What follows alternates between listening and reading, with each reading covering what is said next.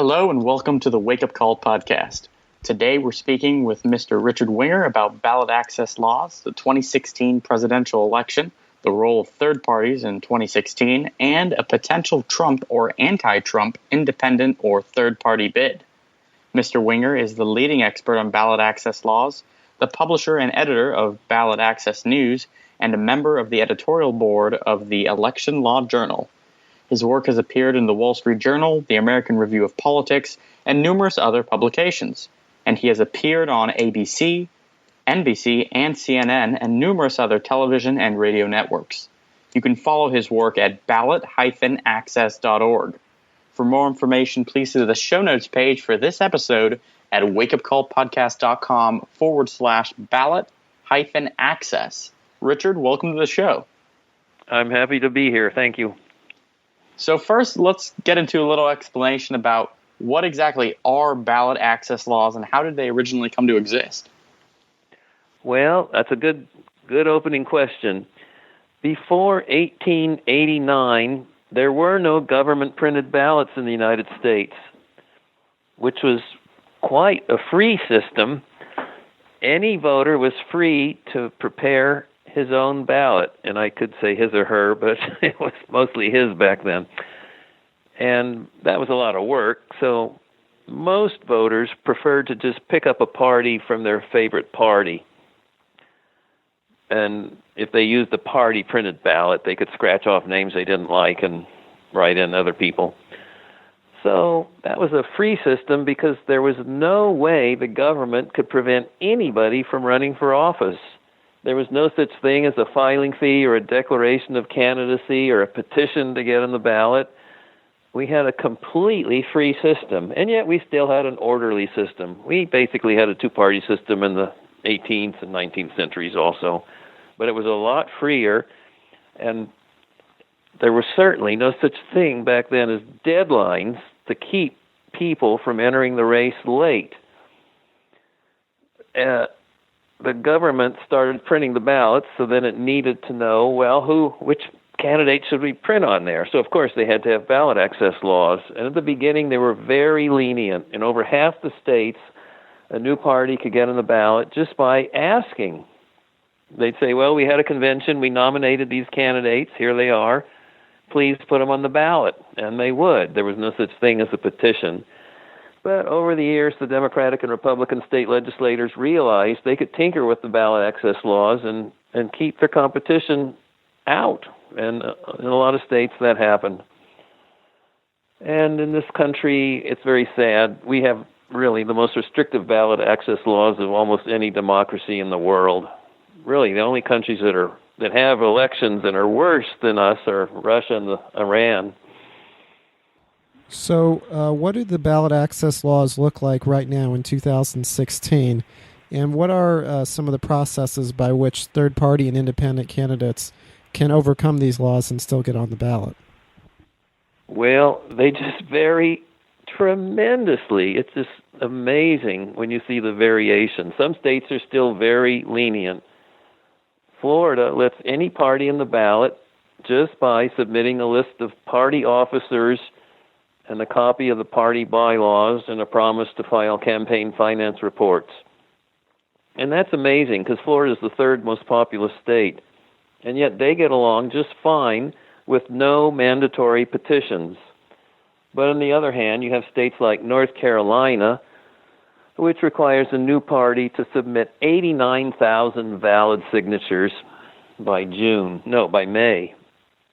And every time people talk about the possibility that Republicans who don't like Trump are going to run somebody else, the people who say, oh, that'll never happen, point to states like North Carolina and Texas, which has May deadlines.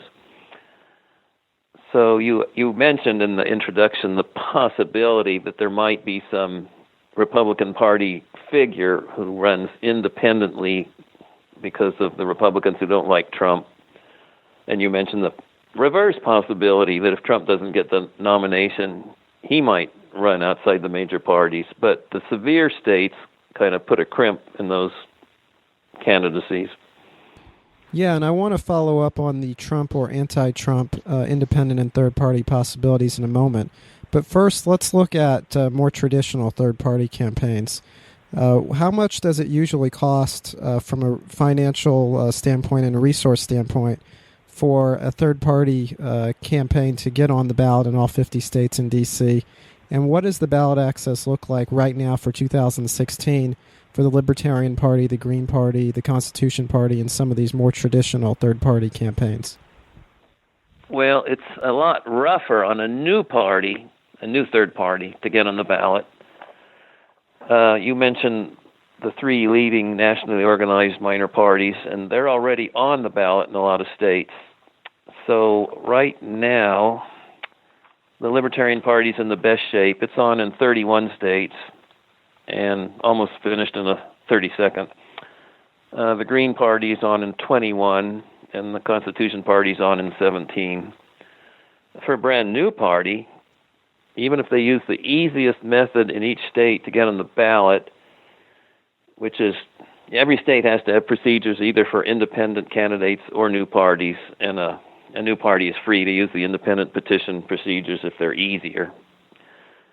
So for a new group, using the easier method, they need about 600,000 valid signatures, and that would cost probably $3 million. And our independent... go ahead. I'm sorry. Because I should have finished my sentence. Because nowadays we have paid circulator professionals who make a living going out and getting petitions signed, and their rates have gone way up this year. And in California, some of them are getting $4.50 a signature. So if you multiply 600,000 signatures times even $3, that's almost $2 million, and then you also have to collect more because not all of them will be good. So it's pretty costly. And just to clarify, are new parties and independent candidates treated the same as far as getting onto the ballot and the requirements that are involved? Rationally, they should be about the same, but the states are so crazy. Some of them are just, they don't make any sense at all. Florida is the craziest of all. They don't require any signatures at all for a new party, but if you're an independent presidential candidate, you need 119,316 valid signatures. And there's no rationality to that.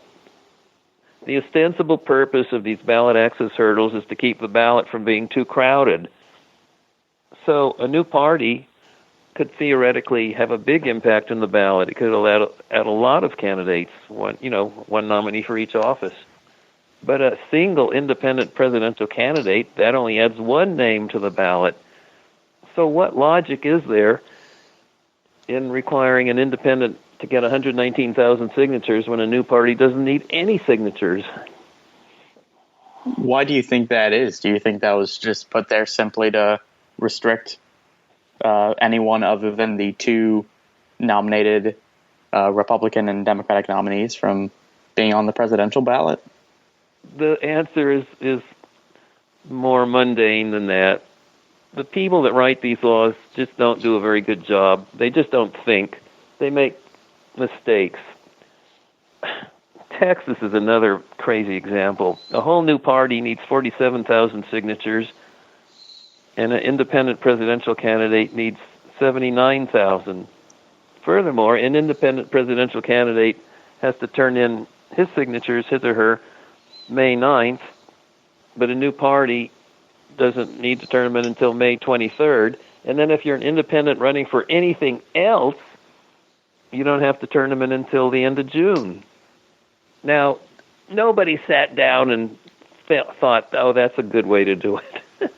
These laws get written helter-skelter, randomly. They don't know what they're doing. And I feel sorry for state legislators. They have thousands of bills, and there's so much to read. They just don't read, and they just do sloppy work. And you said the deadline was May. So, I mean, that's even before a lot of these, before the nominating a convention. That's right. They're in July. The major party conventions are in July. So would we know in May whether Trump or someone else had filed the proper paperwork? Because, I mean, if you're not on, especially like Texas, there's really no hope for you, especially if you're running as I guess, the anti-Trump or as Trump running. So would we know if that's a possibility by May, or can we just rule out now that there's just no way that's even going to happen? No, you can't rule it out because, and here's a point the press just never understands. The ballot access laws are constantly changing, especially by court decisions. The U.S. Supreme Court already ruled in 1983 that early petition deadlines for independent presidential candidates and new parties are unconstitutional.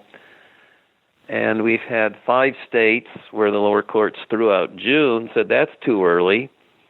So probably if Trump or any anti-Trump Republican were going to try to get on in Texas, that person would file a lawsuit, and I think it would win.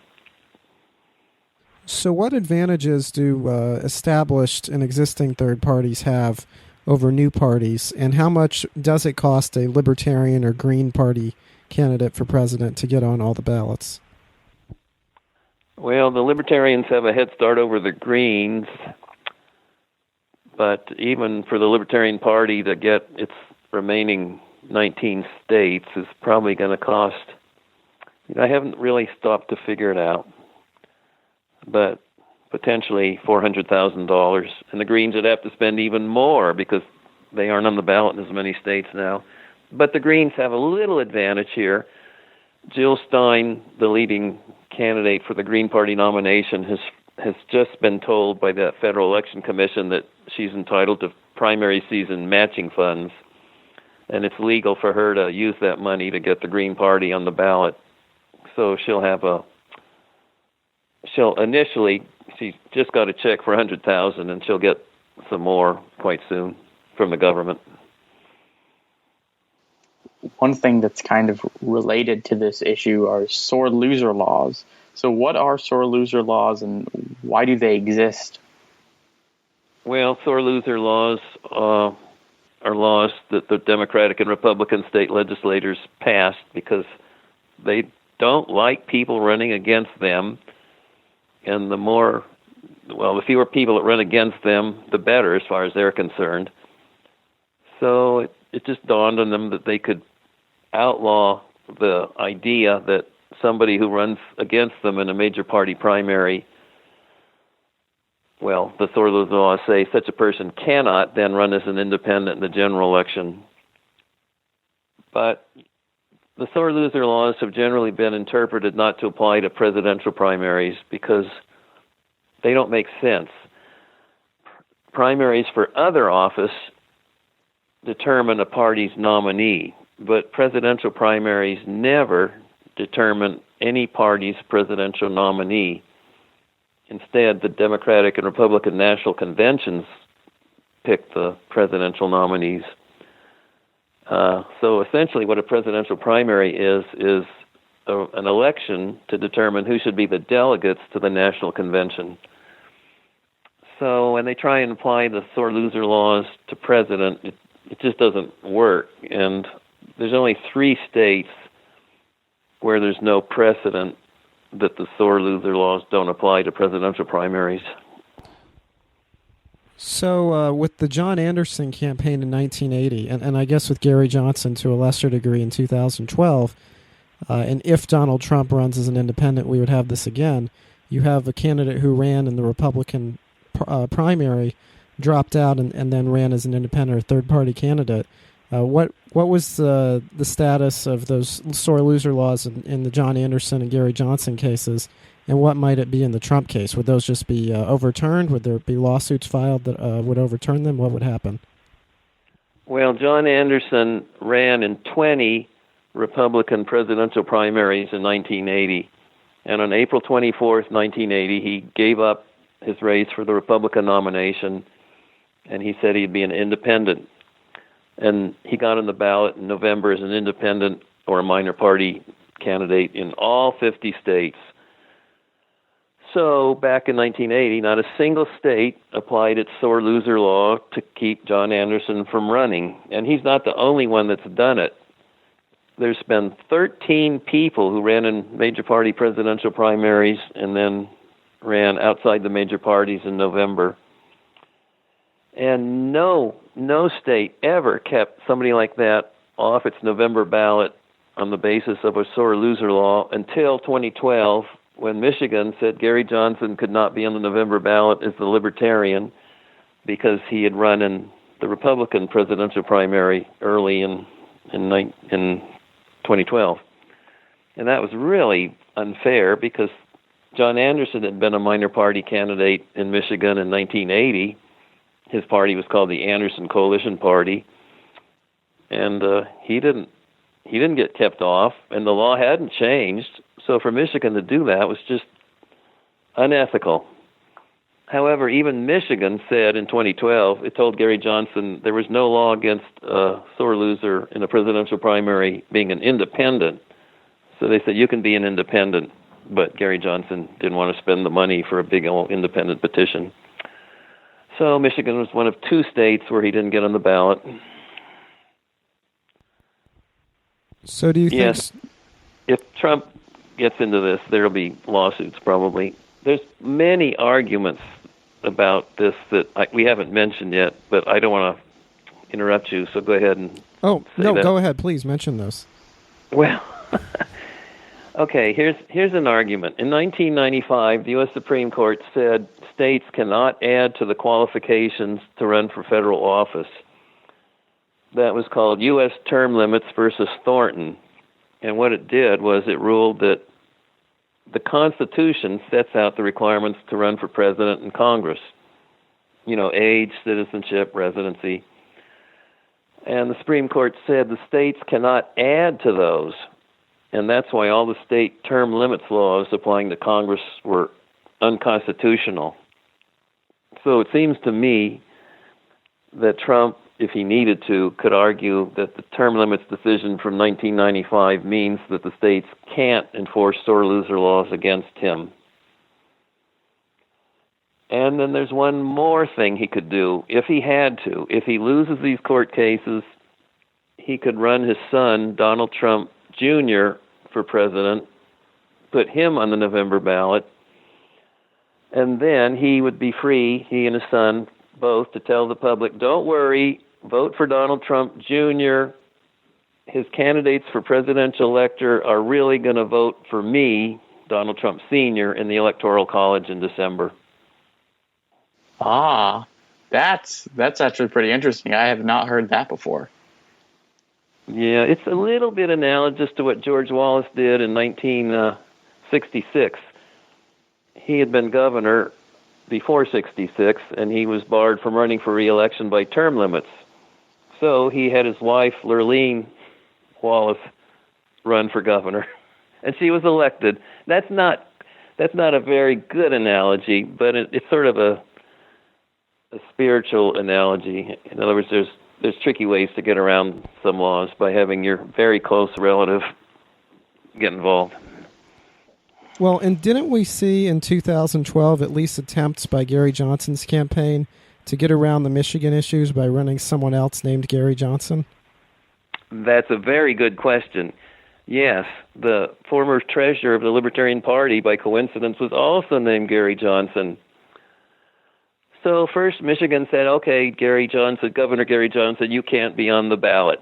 And Gary Johnson sued, and he thought he'd win, and I did too, because we had the precedent that John Anderson had been allowed to do that, but we lost. And by then it was so late in the season, only then did the Michigan Libertarian Party say, all right then, if that's the way you're going to be, we're going to run Gary Johnson from Austin, Texas for president. And they sent that letter in, and the state just ignored it. Like they acted like they never got it. So then the Libertarian Party filed a new lawsuit, but the judge just said, well, sorry, it's way too late. They've already printed the ballot. So it would have worked if it had just been done earlier.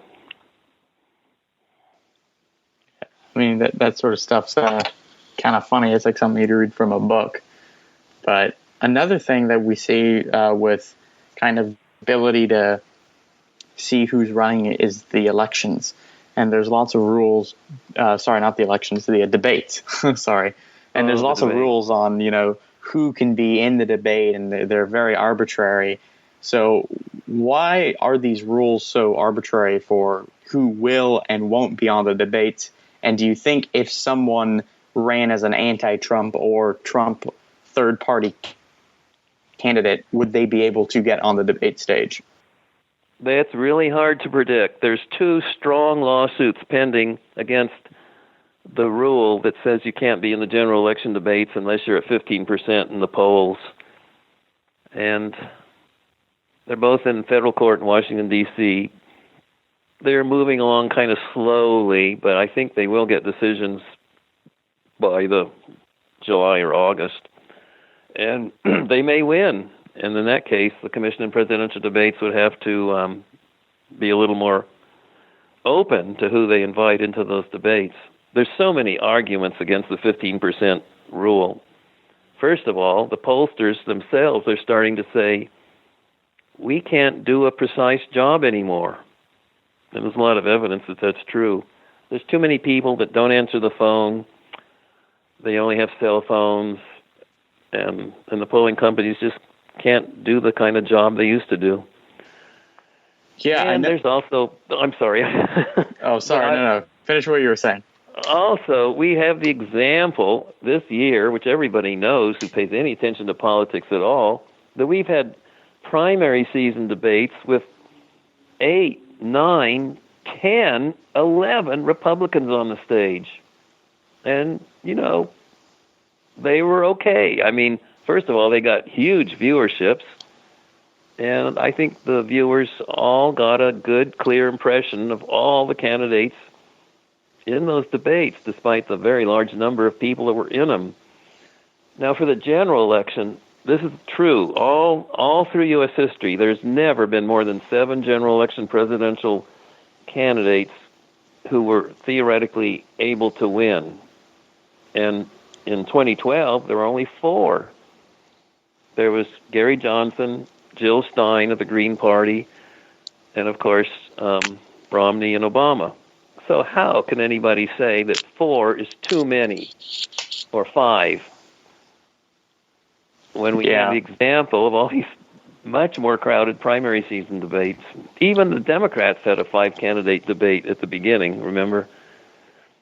Yeah. Then some of them dropped out right away. And going back to what you were saying on the inaccuracies of the polling institutions, I think that's something that's really come up huge in this election cycle, is just especially after last year, with the Pew polls being all inaccurate, and there's just been so much of that recently. And it'll be interesting to see how the polling companies adapt.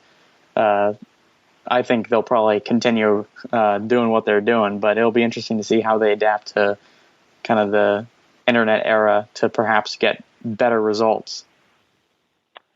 Yeah, if you went through this year's presidential primaries and compared what the polls were for each of them just before the primary and then looked at the real results, I don't have it in my head right now, but I think you'd find a lot of instances where the polls were quite off. Yeah, even off by like large standard deviations too. So it's certainly something that they're going to have to reform within their community.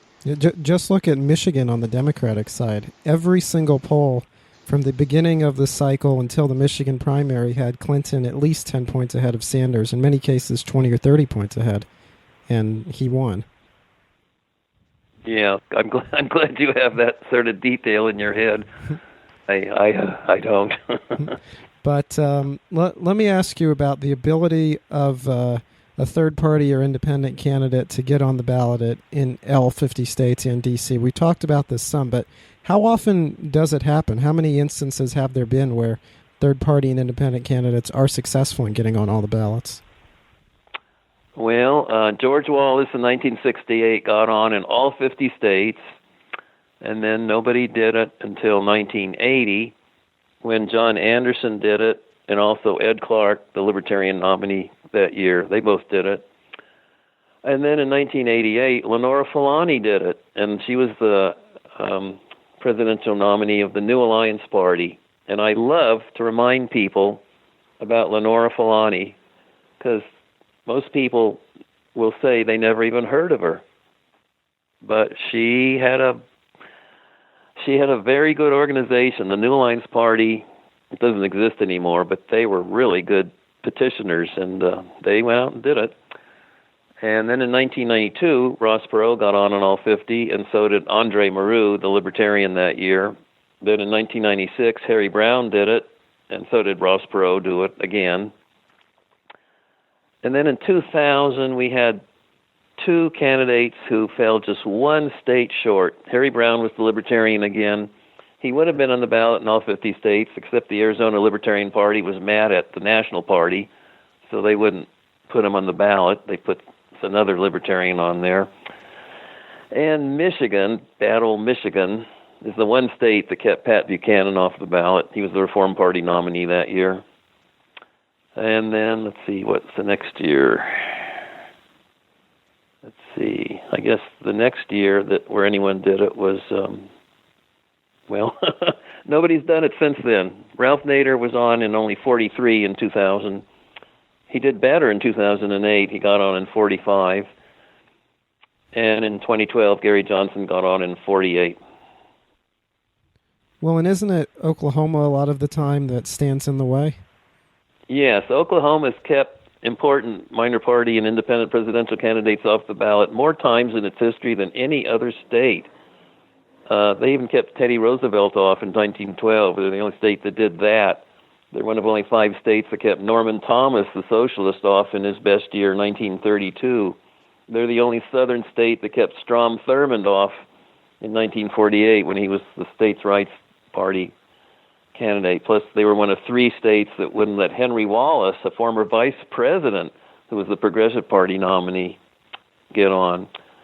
So they've been bad. But fortunately, last year they made it easier. It's still very hard, but the Libertarian Party's already got on in Oklahoma. So at least this year there will be at least 3 people on in Oklahoma. Now, do you think a Trump or an anti-Trump bid, like from Jim Mattis or Ben Sassa, do you think a candidacy like that would be able to get on all of the ballots? I do, because generally the courts will rule in favor for an important presidential candidate. John Anderson had to win 13 lawsuits to get on the ballot in all 50 states. But the judges respected John Anderson. And that's generally the case for people who are well known and somewhat well respected. Eugene McCarthy was an independent presidential candidate in 1976, and he won about a dozen cases too. And so somebody of real stature could overturn a lot of these restrictions. And what are some recent changes in ballot access laws? Have there been any, and have there been any proposed reforms? Well, in March 17th, we won a huge court victory in Georgia. Georgia was a state that was one of the most difficult in the country to get on for president. It required approximately 50,000 signatures. And the U.S. District Court struck it down, said it's too hard and there's no reason for it. The evidence shows that it's not needed for any legitimate purpose. So he said, since I'm striking the law down, I don't want to leave Georgia with no requirement. So for this year only, I'm just going to say anyone can get on the ballot with 7,500 signatures. So that was pretty dramatic. So do you see any changes coming in the near future? Yeah, because I was just, before I got on the phone, going through the states in my head where there's pending ballot access lawsuits. And right now there's pending ballot access lawsuits in 13 states relative to minor parties and 4 relative to independent candidates. And a lot of these cases are going to be coming out pretty soon. That's what I mean about the press not understanding that these laws change all the time. Well, and one change that we've seen, not on the presidential level, but on state and local levels, and I'm sure you're especially familiar with it since you're from California, is the top two system. Is there any chance we'll see that gotten rid of in California and Washington? Well, I think there's some hope that we will get rid of it in California, because this year the polls are showing that the top two system is going to produce a general election ballot in California for U.S. Senate with 2 Democrats on it and nobody else. Kamala Harris, our Attorney General, who's a Democrat, and Congresswoman Loretta Sanchez from Orange County, who's a Democrat. And California even took away write-in space in November for these top 2 offices like Congress and state office. So it seems to me, when the Republican Party of California and the rank-and-file Republicans see what the top 2 system has done, given them 2 liberal Democrats in November, and you have to vote for one of them or you can't vote at all, they're going to say, wait a minute, this is not what we want. So I'm very much looking forward to the June 7th primary, when we will see for sure which 2 people get to run in November. But all the polls show it's going to be just those 2 Democrats and nobody else. And just to clarify, the way the top 2 system works is everybody runs on the same primary ballot, and then only the top 2 finishers are on the general election ballot. That's right. And this year for U.S. Senate, we have 34 people on the ballot in June. And it's very unfair because there's only one debate, and the people who are sponsoring the debate just pick the 2 most important Democrats and the 3 most important Republicans and just sort of arbitrarily said, okay, you can be in the debate. Nobody else, 29 other candidates running, they're not in any debate. The reason there's so many candidates is California has 6 parties on the ballot. So when you have 6 parties and you have one massive ballot where everybody running in every party is all on the same ballot, then it's kind of messy. And the Los Angeles Times is saying the counties are very worried because with 34 candidates for U.S. Senate, they can't fit all 34 names on one ballot. You know, it's rather small. And so you have to go to 2 pages, and they're worried that people are going to vote for somebody in the first page, and then they go to the second page, and they're going to vote for somebody again, even though it's the same race. And then, of course, they'll be invalidating their ballot because you can't vote for 2. You can only vote for 1. And they've done trials, and they find 40% of the voters mess up their ballot. Now, if people are voting at the polls and they feed in their ballot into the vote counting machine, it'll make an unpleasant sound and say, hey, you did something wrong. Do you want to vote again? So the poll workers can give the voter another chance. But most people now are voting at home. So they're going to fill out their ballot and mail it in, and they'll make a mistake and it won't count for U.S. Senate. So that's another reason why people might start thinking this is not a good system. One last question, and then we'll wrap up here. What do you think the impact of third-party and independent candidates is going to be in the 2016 presidential election? Do you think we're going to see more people vote third-party? I know the theme of this election seems to be discontent with the establishment. So do you think we're going to see more people vote in even kind of the more traditional third-party candidates like the Green Party, Libertarian Party? What do you think is going to happen? Well, a lot of that is very likely, but it's really, really hard to predict.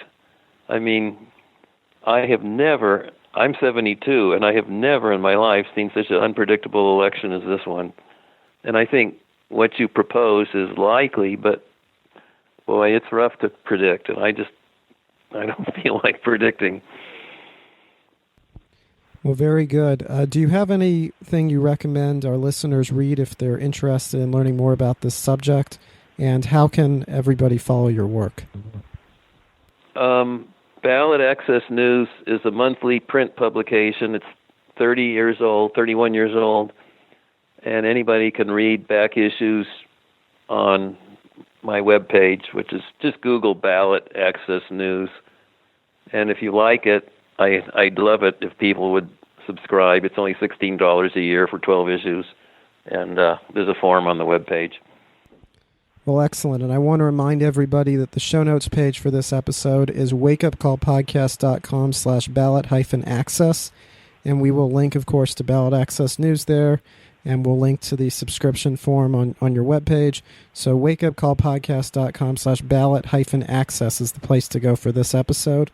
And I also want to remind everybody, or I guess maybe it's not a reminder, announce that we just added a Twitter account for the show the other day. So at WUC Podcast is where you can go to subscribe to our Twitter account. So at WUC Podcast for that.